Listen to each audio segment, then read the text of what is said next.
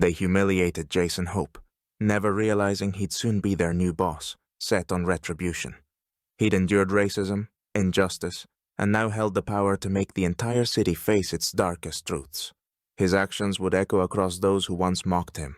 In the stifling stillness of a southern town's deserted street, Jason Hope moved forward with a calm, confident stride, each step resonating with quiet strength. At around 50, Jason was tall and lean, his frame both solid and unassuming. His face bore the marks of a life lived fully, his wise but weary eyes hinting at years of hard-earned experience. He was no stranger to hardship, having spent most of his life working as a teacher, creating educational programs, and mentoring young people, often overlooked by society. Today, however, was different. Today, he was on his way to the police department, not as a citizen with complaints, but as the leader of a new initiative aimed at bridging trust between the department and the African-American community. A role that promised real change, a path forward. But as he crossed the nearly empty street, the hum of an engine broke the silence. Jason turned, and there it was, a police cruiser gliding toward him, slowing to a halt by his side. Two officers exited the vehicle, Williams and Baker, both familiar faces but wearing expressions far from friendly. Suspicion was etched into their gazes, casting an immediate cloud over the encounter. Jason felt a heavy pang of frustration.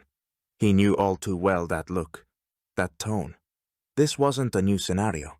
It was a replay of countless encounters before. Williams, towering and stern, demanded his ID in a voice devoid of courtesy, an order rather than a request. Jason's mouth set into a firm line, and he reached into his pocket, restraining the irritation swelling within. He passed over his wallet, watching as the officers flipped through it carelessly, barely glancing at his ID.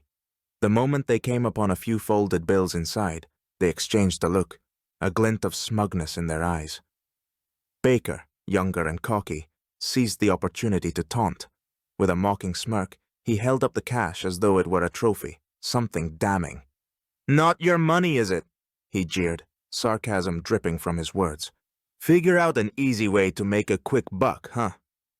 Jason's jaw clenched, and he took a deep, controlled breath, willing himself to stay composed. His mind screamed with rebuttals, an urge to defend himself, to demand respect. But he knew better. These men weren't here to listen, nor were they interested in his side of the story. For them, he was nothing more than a silhouette against the landscape, an assumption, an unwanted presence. As the officers rifled through his personal belongings, Jason felt yet another layer of his patience erode, another piece of his dignity put to the test. Despite the demeaning encounter, he stood tall, the familiar weight of injustice settling over him yet again. He held on to his dignity, swallowing his anger, waiting for the moment to pass, knowing that even in silence, he remained unbroken. When Jason was taken to the police station, they didn't take him through booking or let him contact an attorney, as the rules required. Instead, the officer silently led him down a long hallway, dim light reflecting off the cold walls and the floor creaking under their heavy steps. Finally, they stopped in front of a nondescript door and, shoving him roughly, led him into an interrogation room. A single lamp flickered on the iron table, casting harsh light on his face. The room was empty, and it seemed that here they ruled supreme over any rules or norms. The officers, seating themselves across from him, exchanged smirks, openly contemptuous as they began sizing him up. His clothes, his expression, his skin color. Every word they spoke was laced with both hidden and blatant hate. "Think you're some big shot?" sneered Williams, folding his arms across his chest and leaning in so close that Jason could feel his breath. "I'll be straight with you," added Baker, shaking his head with false sympathy. "Strangers like you don't belong here. Better not stay too long." Each word struck Jason like a lash.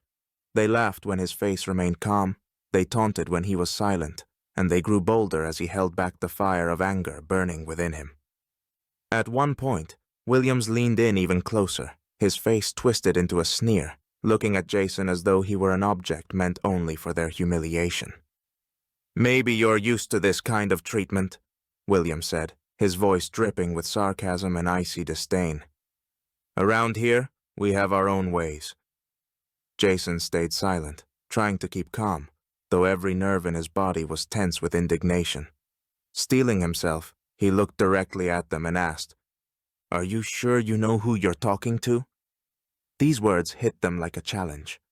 The officers exchanged glances, and Baker, laughing mockingly, replied, "What could you possibly know? You're just another thug. We don't keep your kind around here for long. That, I promise you." The officers had no idea that the man before them was their new boss, a person charged with implementing changes they'd never imagined. But Williams and Baker were certain their actions would stay hidden within those walls, that their impunity was everlasting. With each passing hour, their boldness grew, and their threats grew more brutal as Jason endured in silence, knowing that change was on the way. The next morning, Jason stood in front of the grand doors of City Hall, feeling the weight and significance of the moment. He was free, but thoughts of yesterday's humiliation and injustice still boiled within him. Greeted at the entrance by the mayor and several high-ranking police officials, Jason was welcomed warmly, though formally, as they anticipated the changes he was set to lead. After a brief meeting discussing necessary reforms and outlining plans, Jason decided to act immediately. He went to his new office, where the events of the previous day took on a special symbolism.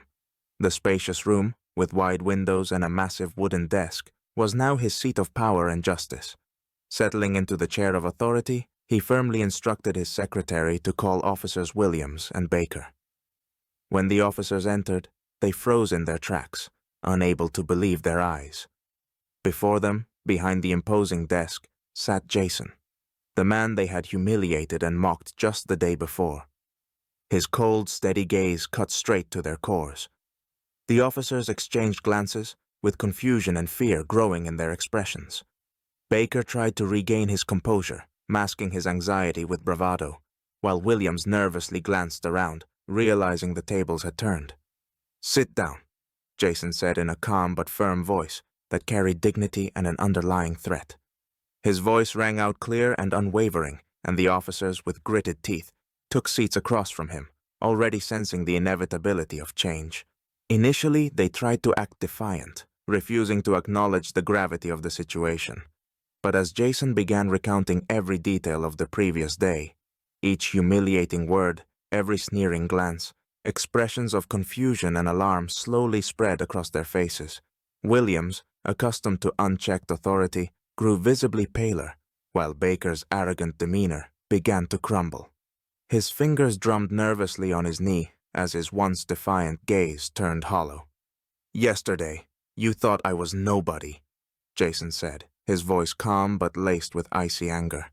"Today, I'm your boss. Now I know exactly what you did, and every step you take will be under intense scrutiny." Jason's words hung in the air, filling the room with a heavy silence. Moments earlier, they'd sat with defiance. Now, they were cloaked in silent fear and bewilderment, realizing that their familiar order had been shattered. The scandal surrounding officers Williams and Baker erupted like a storm, stirring the entire city. News that two policemen had abused their authority, humiliating an innocent man who turned out to be their new superior, spread instantly. Local black communities and residents, weary of systemic injustice, stood with Jason, while local media amplified the story with each new detail. The scandal extended beyond the district to neighboring towns, and images and reports became front-page news. Under public pressure and following numerous appeals, Jason gained the authority to implement sweeping reforms within the police department. He became a symbol of justice and change, a man who had not only endured their mockery, but, once in power, had taken on the system itself. Community meetings, public hearings, and discussions about issues once spoken of only in whispers soon followed. Jason insisted that every incident involving discrimination or abuse of power be thoroughly investigated. Williams and Baker were temporarily suspended immediately after the investigation began. But Jason was not satisfied with this alone. He pushed for an internal review that scrutinized not only the officers' actions, but also general departmental practices. As a result, after the investigation concluded, both officers had to leave the force, and their future careers in law enforcement were cast into doubt. For Jason, this ordeal became a personal lesson. deepening his appreciation for the strength needed to stand firm against injustice. He understood the importance of not wavering in the face of external pressure and inner doubts, becoming an example to others, both within the system and beyond it. His determination to reform the status quo inspired many, and the city entered a new era, one of open dialogue, the fight against prejudice, and the creation of a fair society for all.